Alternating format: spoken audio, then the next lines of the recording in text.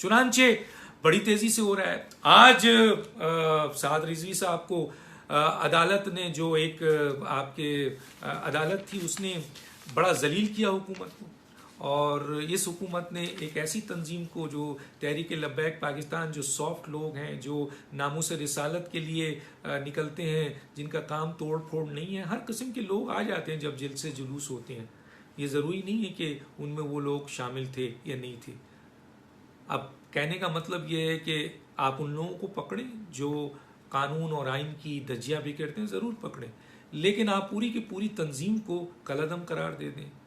क्यों? क्योंकि आपको डर है। पीटीआई की हुकूमत इसलिए तहरीक लब्बैक पाकिस्तान से घबराई कि तहरीक लब्बैक पाकिस्तान के जो इस वक्त तेजी है, पीटीआई के अक्सर वर्कर, वोटर, सपोर्टर वो इमरान खान साहब को छोड़ के तहरीक लब्बैक पाकिस्तान की तरफ जा रहे हैं। और इस वक्त तहरीक लब्बैक पाकिस्तान जो है एक मकबूल जमात है, बनती जा रही है। और सबसे ज्यादा अगर सियासी तौर पर किसी को नुकसान है, क्यों? क्योंकि इमरान खान साहब की हुकूमत ने तहरीक लब्बैक पाकिस्तान के साथ जो किया है वो बहुत बड़ा जुल्म किया है। आज तहरीक लब्बैक पाकिस्तान बहुत तेजी से ऊपर आने वाली जमात है, लोग उसको दबाना चाहते हैं, और वो लोग ज्यादा तौर पर दबाना चाहते हैं जो बैनुल अक़वामी ताकतों के एजेंट किरदार हैं पाकिस्तान में।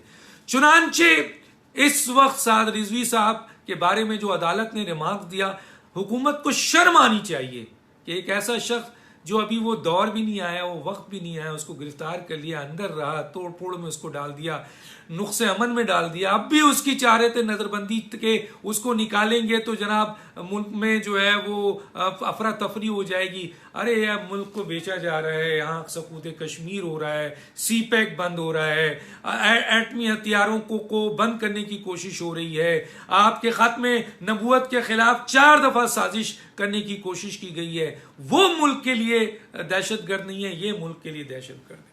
अफसोस की बात है। बहरहाल ये एक बहुत खुश